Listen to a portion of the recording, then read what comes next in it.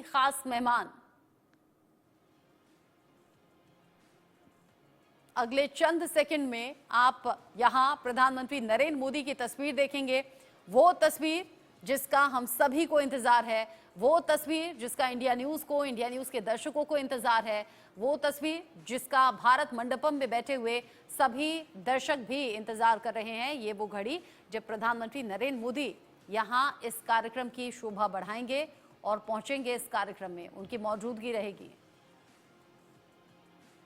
देश विदेश के दिग्गजों का जमावड़ा आपको दिखाई दे रहा है। Narendra Modi, our honorable chief guest for NXT 2025, the Prime Minister of Bharat is amongst us. Could we please have once again a loud round of applause for our honorable chief guest?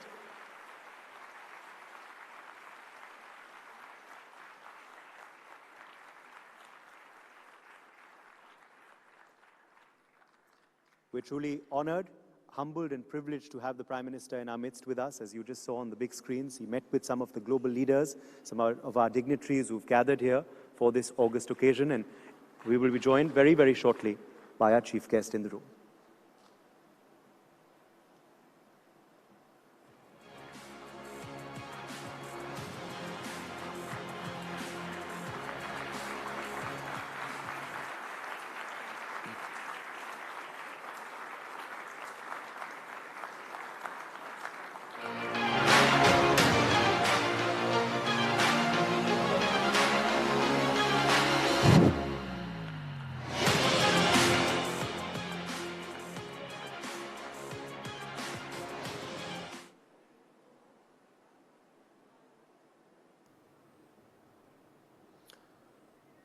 और अब वो वक्त आ चुका है, मैं अब ITV नेटवर्क के संस्थापक एवं राज्यसभा सांसद कार्तिकेय शर्मा जी को आमंत्रित करता हूं मंच पे, ताकि वो हमारे आज के मुख्य अतिथि भारत के प्रधानमंत्री नरेंद्र मोदी जी का स्वागत करें। तालियों से कार्तिकेय जी का अभिनंदन किया जाए।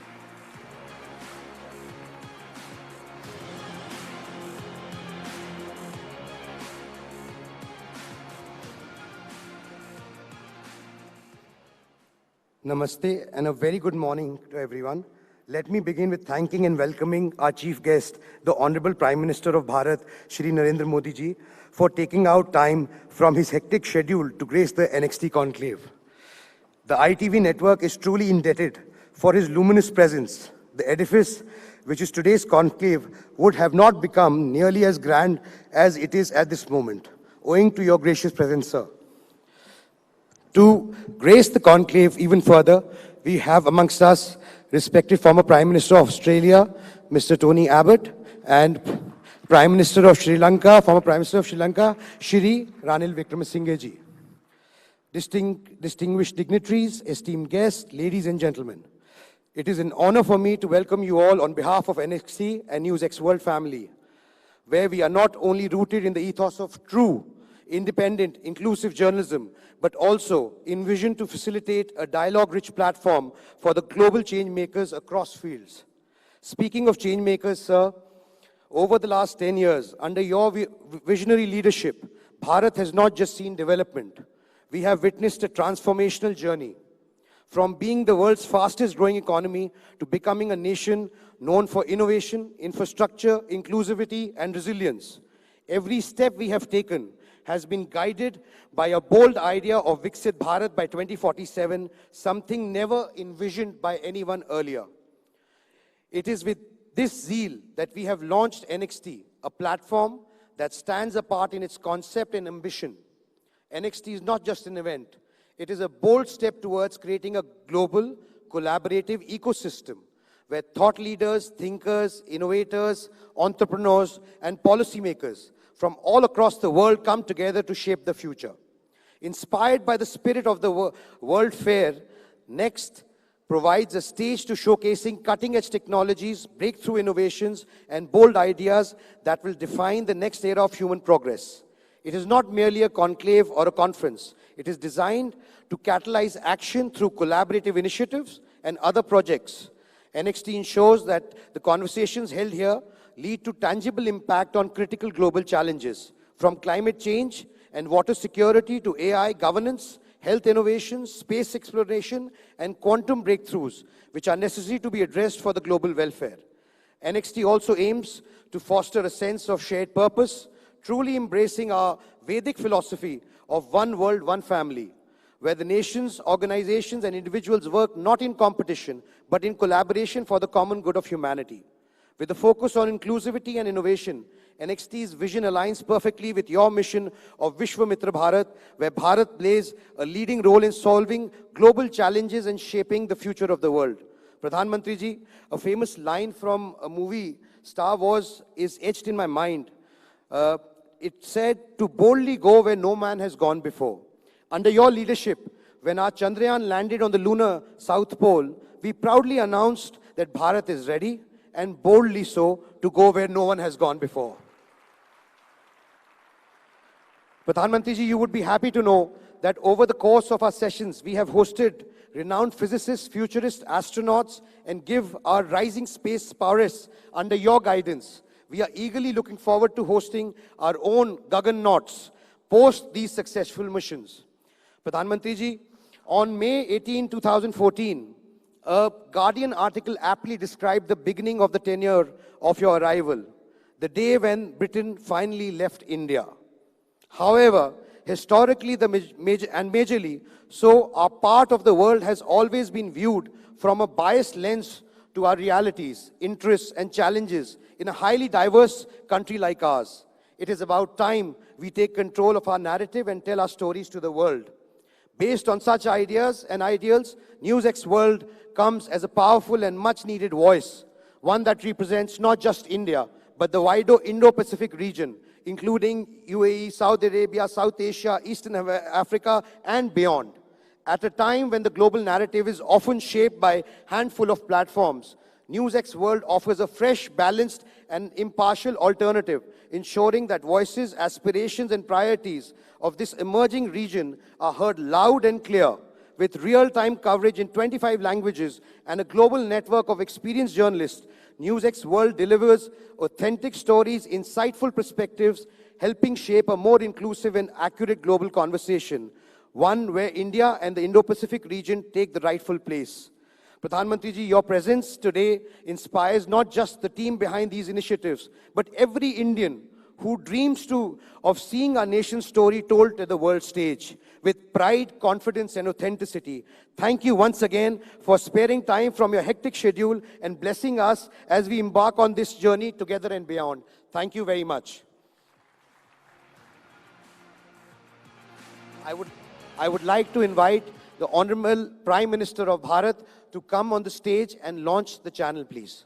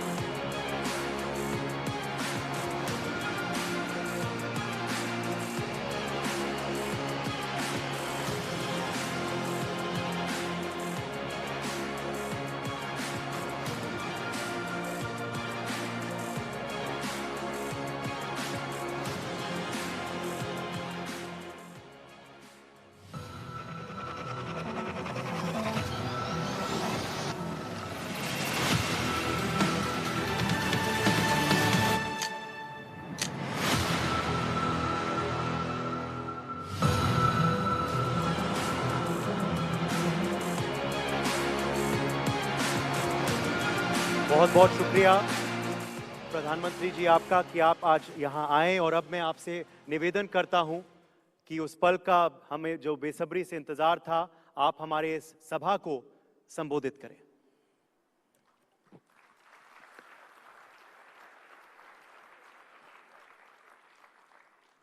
नमस्कार।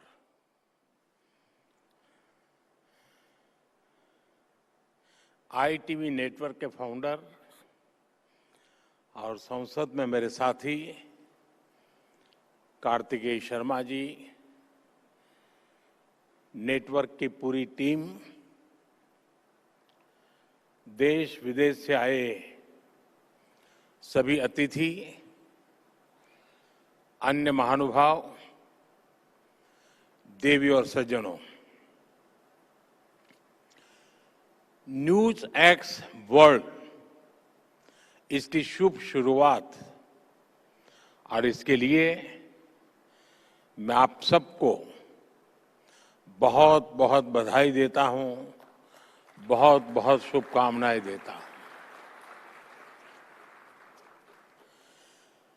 आपके नेटवर्क के हिंदी और इंग्लिश सहित तमाम रीजनल चैनल्स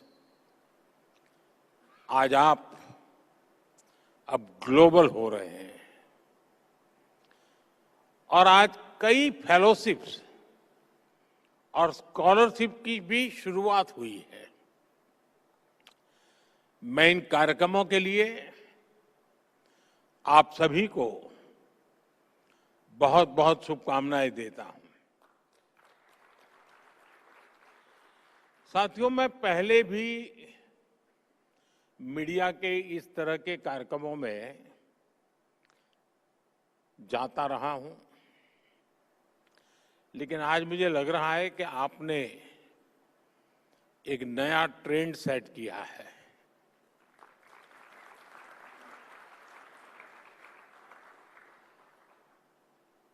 और मैं इसके लिए भी आपको बहुत बहुत बधाई देता हूं। हमारे देश में मीडिया के इस तरह के इवेंट्स होते रहते हैं और एक परंपरा भी चल रही है, उसमें कुछ आर्थिक विषय भी है, हर एक का फायदे का मामला रहता है जरा। लेकिन आपके नेटवर्क ने इसे एक नया डायमेंशन दिया है। आपने लीक से हटकर एक नए मॉडल पर काम किया है। मुझे याद है, अगर मैं पहले की समिट और आपकी समिट के संबंध में जो कल से सुन रहा हूं, पहले जो समिट अलग अलग मीडिया हाउस ने की है वो नेता सेंट्रिक रही है। मुझे खुशी है ये नीति सेंट्रिक है। यहां नीतियों की चर्चा हो रही है। ज्यादातर इवेंट जो हुए हैं वे बीते हुए कल के आधार पर वर्तमान की नुक्तेचीनी वाले रहे हैं। मैं देख रहा हूं कि आपका ये समिट आने वाली कल को समर्पित है। मैं देखता था कि पहले जितने भी ऐसे कार्यक्रमों को मैंने दूर से देखा या खुद हुआ गया, वहां विवाद का महत्व ज्यादा था, यहां संवाद का महत्व ज्यादा है। और मुझे पक्का विश्वास है। और दूसरा, जितने भी मैं इवेंट्स में गया हूं, एक छोटे से कमरे में होते हैं और अपने अपने लोग होते हैं। यहां इतने विशाल समारोह को देखना, और वो भी एक मीडिया हाउस के समारोह को, और जीवन के सभी क्षेत्रों को स्पर्श किए हुए लोग यहां होना, ये अपने आप में बहुत बड़ी बात है।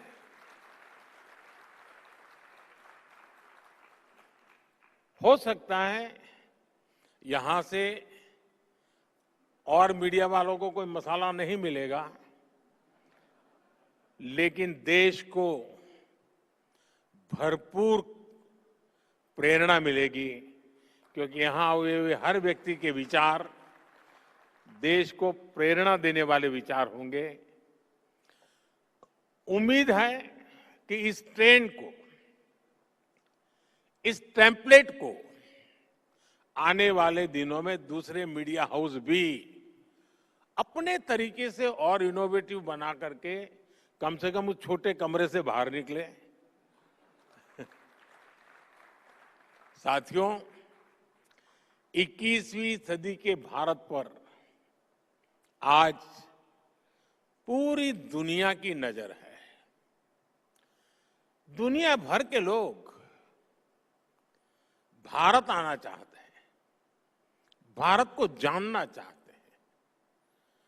आज भारत दुनिया का वो देश है जहां पॉजिटिव न्यूज लगातार क्रिएट हो रही है। न्यूज मैन्युफैक्चर नहीं करना पड़ रहा है। जहां हर रोज नए रिकॉर्ड बन रहे हैं, कुछ न कुछ नया हो रहा है। अभी 26 फरवरी को ही प्रयागराज में एकता का महाकुंभ संपन्न हुआ है। पूरी दुनिया हैरान है कि कैसे एक अस्थाई शहर में एक टेम्पररी व्यवस्था नदी के तट पे करोड़ों लोगों का आना, सैकड़ों किलोमीटर की यात्रा करके आना और पवित्र स्नान करके भाव से भर जाना। आज दुनिया भारत की ऑर्गेनाइजिंग और इनोवेटिंग स्किल्स देख रही है। हम सेमीकंडक्टर से लेकर एयरक्राफ्ट कैरियर्स तक यहीं पर मैन्युफैक्चर कर रहे हैं। दुनिया भारत की इसी सफलता को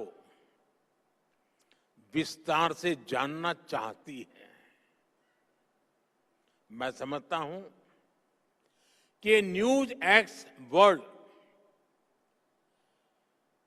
अपने आप में एक बहुत बड़ा अवसर है। साथियों, कुछ महीने पहले ही भारत ने दुनिया के सबसे बड़े चुनाव कराए हैं। 60 साल बाद ऐसा हुआ जब भारत में कोई सरकार लगातार तीसरी बार वापस लौटी। इस जन विश्वास का आधार पिछले 11 साल में भारत की अनेकों उपलब्धियां हैं। मुझे विश्वास है कि आपका नया चैनल भारत की रियल स्टोरीज दुनिया तक पहुंचाएगा। बिना कोई रंग दिए आपका ग्लोबल चैनल भारत की वैसी ही तस्वीर दिखाएगा जैसा वो है। हमें मेकअप की जरूरत नहीं है। साथियों, कई साल पहले मैंने vocal for local and local for global का विजन देश के सामने रखा था। आज हम इस विजन को सच्चाई में बदलते हुए देख रहे हैं। आज हमारे यहां आयुष प्रोडक्ट्स और योग लोकल से ग्लोबल हो गए हैं। दुनिया में कहीं पर भी जाइए, कोई न कोई तो योग को जानने वाला मिलेगा ही। मेरे मित्र टोनी यहां बैठे हैं, वो तो रोज के योगा प्रैक्टिशनर है। आज भारत के सुपरफूड हमारा मखाना लोकल से ग्लोबल हो रहा है। भारत के मिलेट्स, श्री अन्न भी लोकल से ग्लोबल हो रहे हैं। और मुझे पता चला है, कल मेरे दोस्त टोनी एबट दिल्ली हाट में भारतीय मिलेट्स का फर्स्ट हैंड एक्सपीरियंस लिया है उन्होंने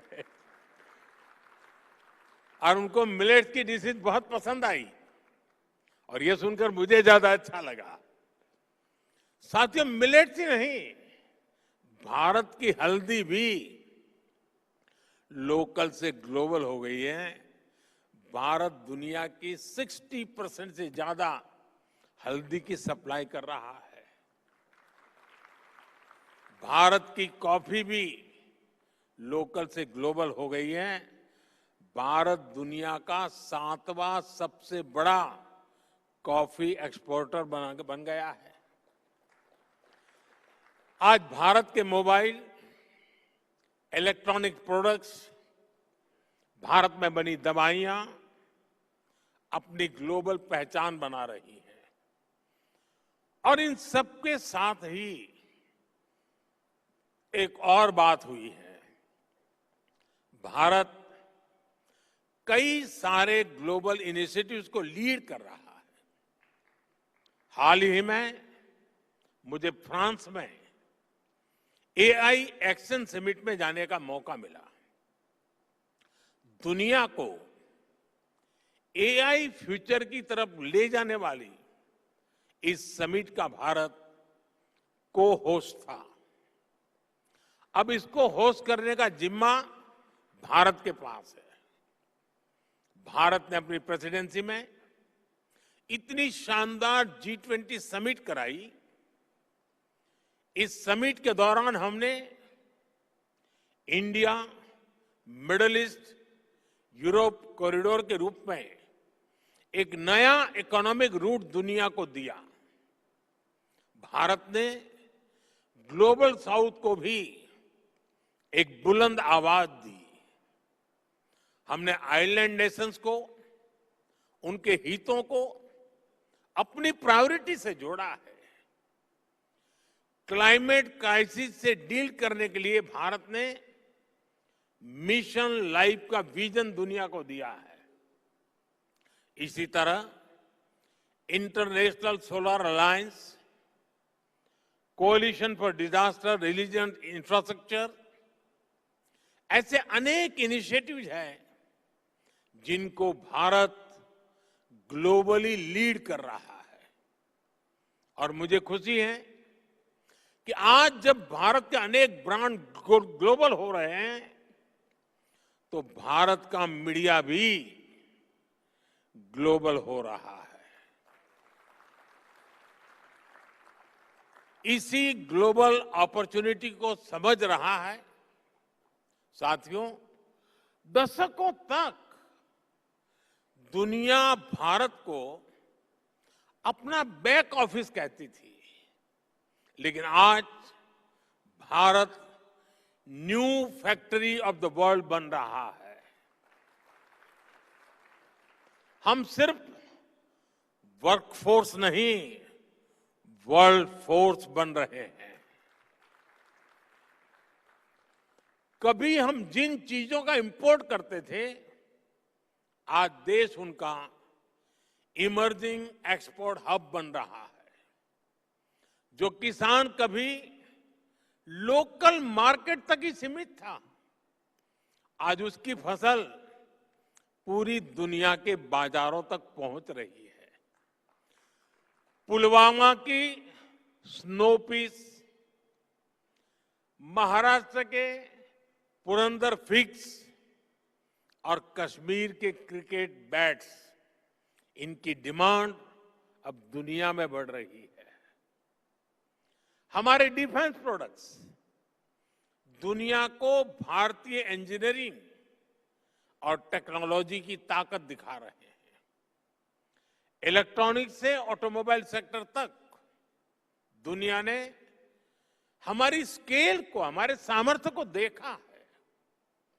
हम दुनिया को सिर्फ अपने प्रोडक्ट ही नहीं दे रहे हैं, भारत ग्लोबल सप्लाई चेन में एक ट्रस्टेड और रिलायबल पार्टनर भी बन रहा है। साथियों, आज अगर हम बहुत सारे सेक्टर्स में लीडर बने हैं, तो उसके पीछे बहुत सालों की सुविचारित मेहनत है। ये सिस्टमैटिक पॉलिसी डिसीजन से ही संभव हो पाया है।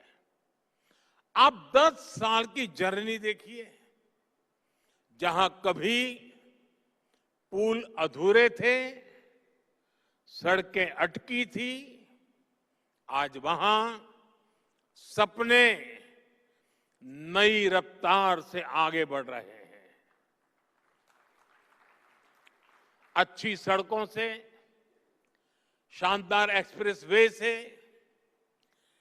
ट्रेवल टाइम और कॉस्ट दोनों कम हुए हैं। इससे इंडस्ट्री को लॉजिस्टिक का टर्न अराउंड टाइम कम करने का अवसर मिला। इसका बहुत बड़ा फायदा हमारे ऑटोमोबाइल सेक्टर को मिला। इससे गाड़ियों की डिमांड बढ़ी। हमने गाड़ियों के ईवीज के प्रोडक्शन का एनकरेज किया।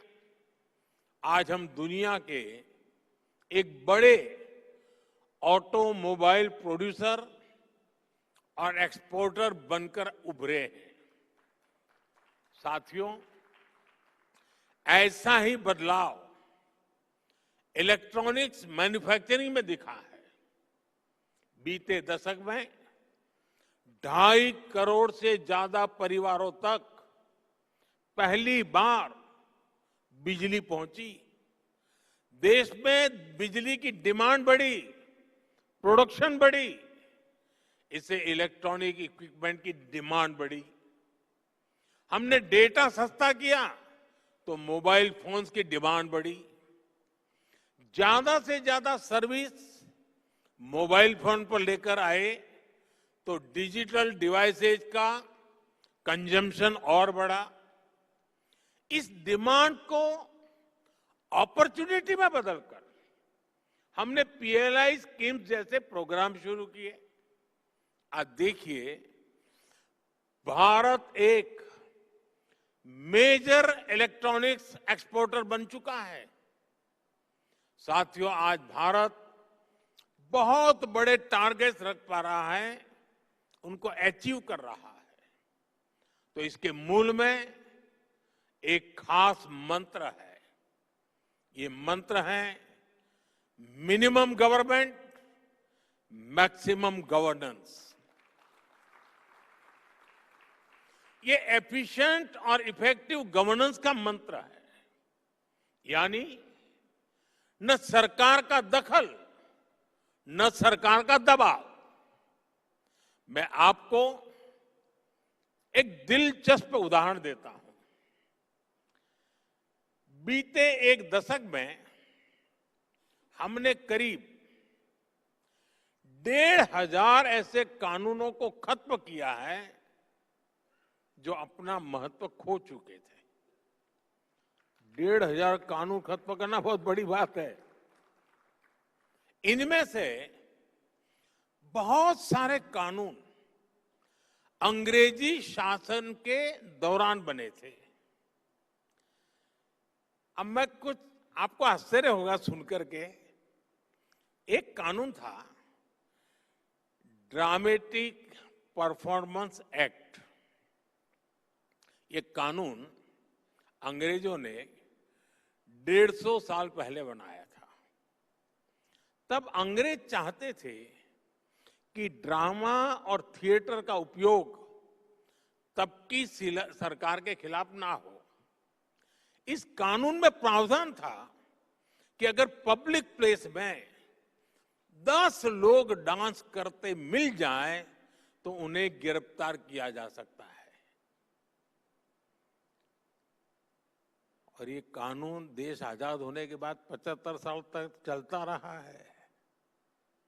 यानी शादी के दौरान बारात भी निकले और 10 लोग डांस कर रहे हो तो दूल्हा सहित पुलिस उनको अरेस्ट कर सकती थी। ये कानून आजादी के 70-75 साल बाद तक चलने में था। ये कानून हमारी सरकार ने हटाया। अब चलो भाई 70 साल तक ये कानून हमने झेला। मुझे उस समय की सरकार उन नेताओं से कुछ कहना नहीं है, यहां बैठे भी हैं, लेकिन मुझे ज्यादा तो ये लुटियन जमात पर आश्चर्य होता है, एक खान मार्केट गैंग पर आश्चर्य हो रहा है। ये लोग 75 साल तक ऐसे कानून पर चुप क्यों थे? ये जो आए दिन कोर्ट जाते रहते हैं, पीआईएल के ठेकेदार बने फिरते हैं, ये लोग क्यों चुप थे? तब उनको लिबर्टी ध्यान नहीं आती थी क्या? अगर आज कोई सोचे मोदी ऐसा कानून बनाता तो क्या होता?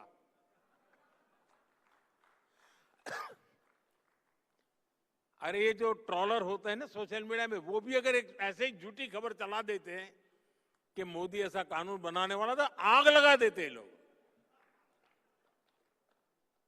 मोदी के बाल नोच लेते। साथियों, ये हमारी सरकार है जिसने गुलामी के कालखंड के इस कानून को खत्म किया। मैं एक और उदाहरण देता हूं, बैम्बू का। बैम्बू हमारे आदिवासी क्षेत्र में खास करके ट्राइबल एरियाज की और खास करके नॉर्थ ईस्ट की तो लाइफलाइन है। लेकिन पहले बांस काटने पर भी आपको जेल भेज दिया जाता था, बांस काटने पर।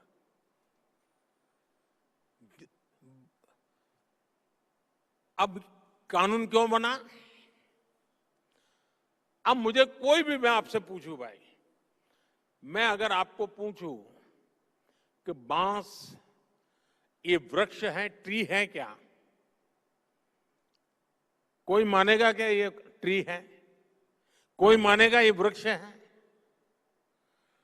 आपको आश्चर्य होगा, आजादी के 70 साल के बाद भी मेरे देश की सरकार ये मानती थी कि बाम्बू ये पेड़ है, वृक्ष है, और इसलिए वृक्ष काटने से जैसे मनाई थी, वैसी बाम्बू काटने से बढ़ाई थी।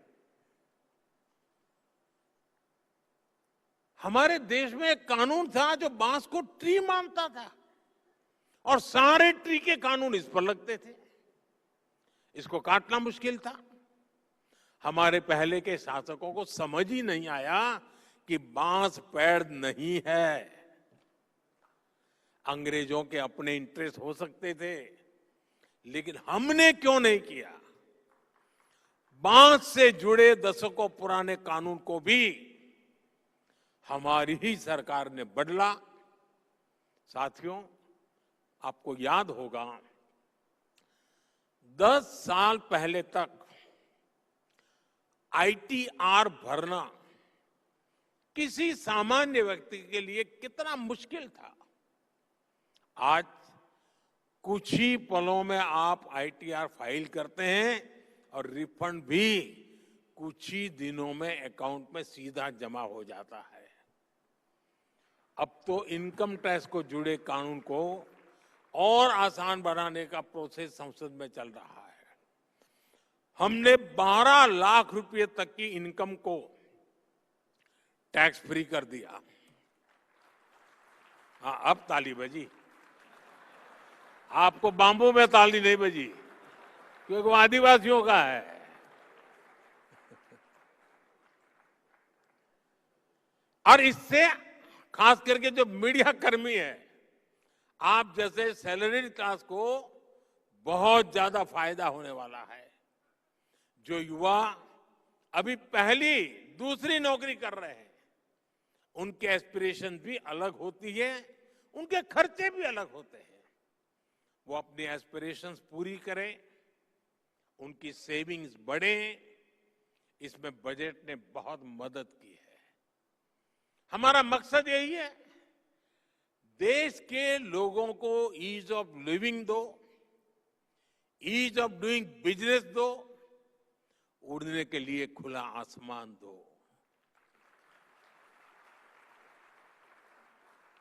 आज देखिए, जियो स्पेशल डेटा का फायदा कितने सारे स्टार्टअप्स उठा रहे हैं। पहले अगर किसी को मैप बनाना होता था तो सरकार की परमिशन लेनी पड़ती थी। हमने इसको बदला और आज हमारे स्टार्टअप्स, प्राइवेट कंपनियां इस डेटा का बेहतरीन उपयोग कर रही हैं। साथियों, दुनिया को जीरो का कंसेप्ट देने वाला भारत आज इन्फिनिट इनोवेशंस की धरती बन रहा है। आज भारत सिर्फ इनोवेट ही नहीं कर रहा, बल्कि इंडोवेट भी कर रहा है। और जब मैं इंडोवेट कह रहा हूं तो इसका मतलब है इनोवेटिंग द इंडियन वे। इंडोवेशन से हम ऐसे सॉल्यूशंस बना रहे हैं जो अफोर्डेबल हो, एक्सेसिबल हो, एडेप्टेबल हो। हमने इन सॉल्यूशंस की गेट कीपिंग नहीं की है, बल्कि इन्हें पूरी दुनिया को ऑफर कर दिया है। जब दुनिया एक सिक्योर और cost effective digital payment system चाहती थी, हमने यूपीआई की व्यवस्था बनाई। मैं प्रोफेसर कार्लोस मोंटेस को सुन रहा था। वो यूपीआई जैसी टेक्नोलॉजी के पीपल फ्रेंडली स्वरूप से काफी प्रभावित दिखे। आज फ्रांस, यूएई, सिंगापुर जैसे देश यूपीआई को अपने फाइनेंशियल इकोसिस्टम में इंटीग्रेट कर रहे हैं। आज हमारे digital public infrastructure India stack से जुड़ने के लिए दुनिया के कई देश एग्रीमेंट्स कर रहे हैं। कोविड पैंडेमिक में हमारी वैक्सीन ने दुनिया को भारत के क्वालिटी हेल्थ केयर सॉल्यूशंस का मॉडल दिखाया।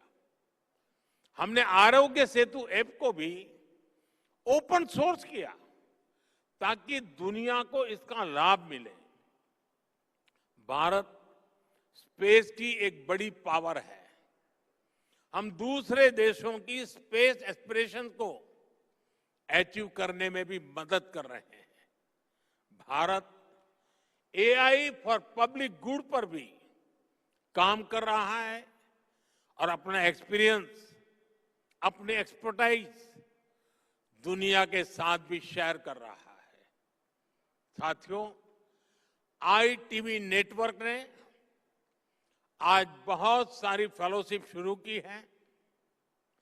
भारत का युवा विकसित भारत का सबसे बड़ा लाभार्थी है और सबसे बड़ा स्टेक होल्डर भी है। इसलिए भारत का युवा हमारी बहुत बड़ी प्राथमिकता है। नेशनल एजुकेशन पॉलिसी ने बच्चों को किताबों से आगे, कहीं और आगे बढ़कर सोचने का अवसर दिया है। मिडिल स्कूल से ही बच्चे कोडिंग सीखकर एआई और डेटा साइंस के फील्ड के लिए तैयार हो रहे हैं।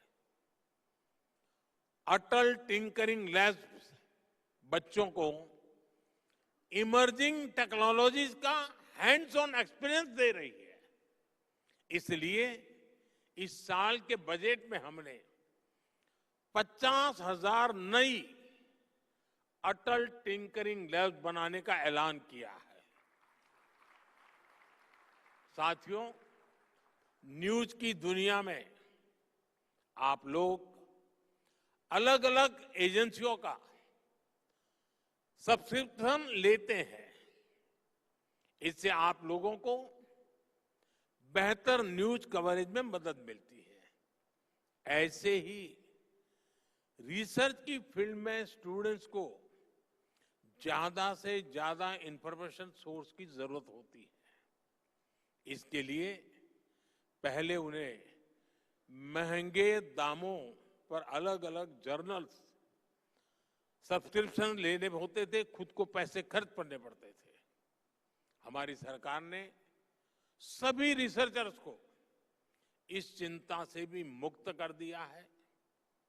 हम वन नेशन वन सब्सक्रिप्शन लाए हैं। इससे देश के हर रिसर्चर को दुनिया के जाने माने जर्नल्स की फ्री एक्सेस मिलनी तय है। इस पर सरकार 6,000 करोड़ रुपए से ज्यादा खर्च करने जा रही है। हमें इंश्योर कर रहे हैं कि हर स्टूडेंट्स को अच्छी से अच्छी रिसर्च फैसिलिटीज मिले, चाहे स्पेस एक्सप्लोरेशन हो, बायोटेक रिसर्च हो या एआई हो। हमारे बच्चे फ्यूचर लीडर्स बनकर उभर रहे हैं। डॉक्टर ब्रायन ग्रीन ने आईआईटी के स्टूडेंट से मुलाकात की है और एस्ट्रोनॉट माइक मैसिमिनो सेंट्रल स्कूल के स्टूडेंट से मिलने गए थे और जैसा उन्होंने बताया है, उनके एक्सपीरियंस वाकई शानदार रहे हैं।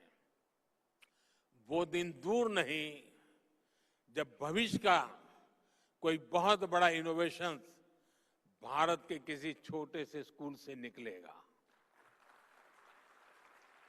साथियों, भारत का परचम हर वैश्विक मंच पर लहराए, यही हमारी आकांक्षा, यही हमारी दिशा है।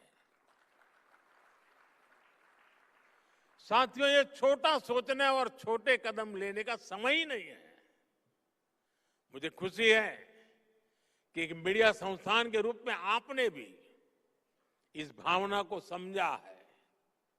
आप देखिए, 10 साल पहले तक आप सोचते थे कि कैसे देश के अलग अलग राज्यों तक पहुंचे, आपका मीडिया हाउस पहुंचे।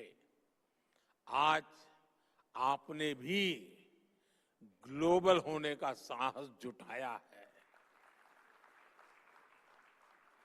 यही प्रेरणा, यही प्राण आज हर नागरिक का, हर एंटरप्रेन्योर का होना चाहिए।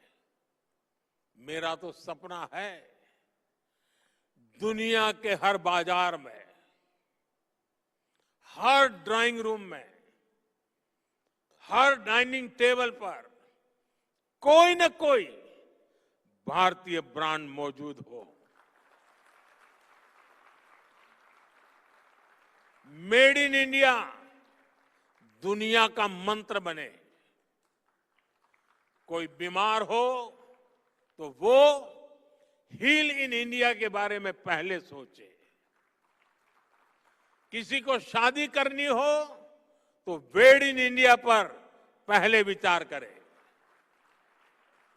किसी को घूमना फिरना हो तो लिस्ट में सबसे ऊपर भारत को रखे।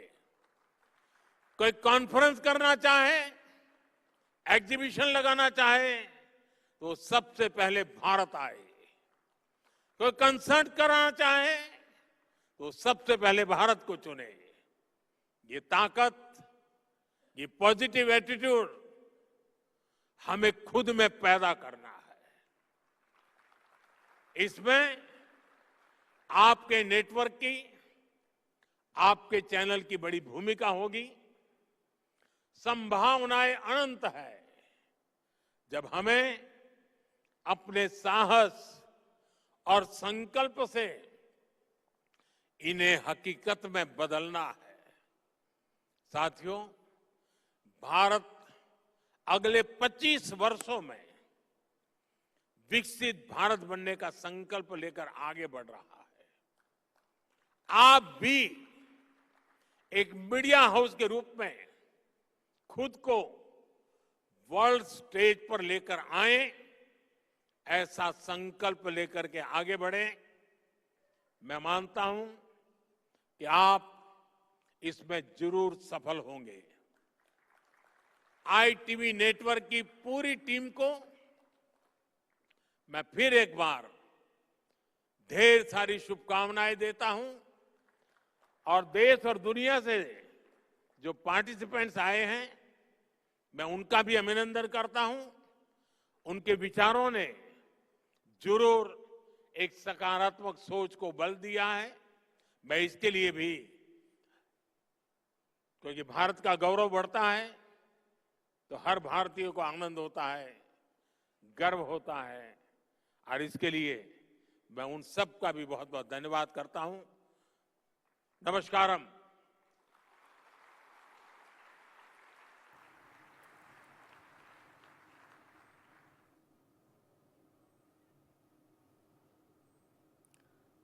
भारत मंडपम से सीधा तस्वीरें आप देख रहे हैं। NXT ग्लोबल कॉन्क्लेव से सीधा प्रधानमंत्री नरेंद्र मोदी, जो कि न्यूज़एक्स वर्ल्ड की लॉन्चिंग के मौके पर मौजूद हैं, और न्यूज़एक्स वर्ल्ड इस खास मौके पर प्रधानमंत्री नरेंद्र मोदी के मौजूदगी में ही लॉन्च किया गया है। न्यूज़एक्स वर्ल्ड की शुरुआत पर भी सभी टीम मेंबर्स को बधाई दी है। ITV नेटवर्क को पूरी तरह से शिद्दत के साथ शुभकामनाएं प्रधानमंत्री नरेंद्र मोदी के जरिए दी गई हैं।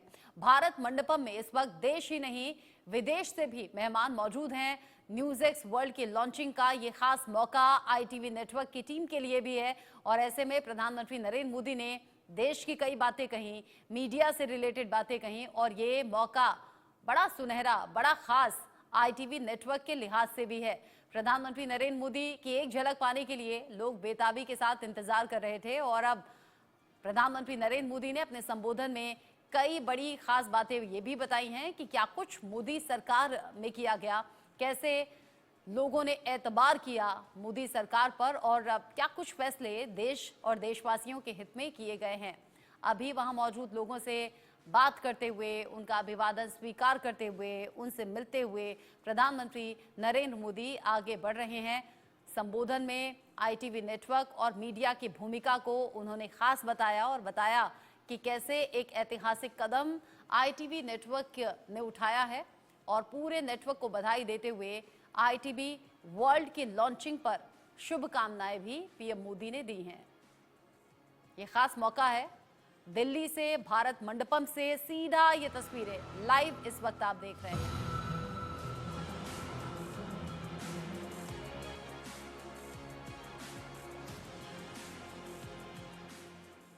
ITV ग्रुप का नया चैनल है न्यूज़एक्स वर्ल्ड।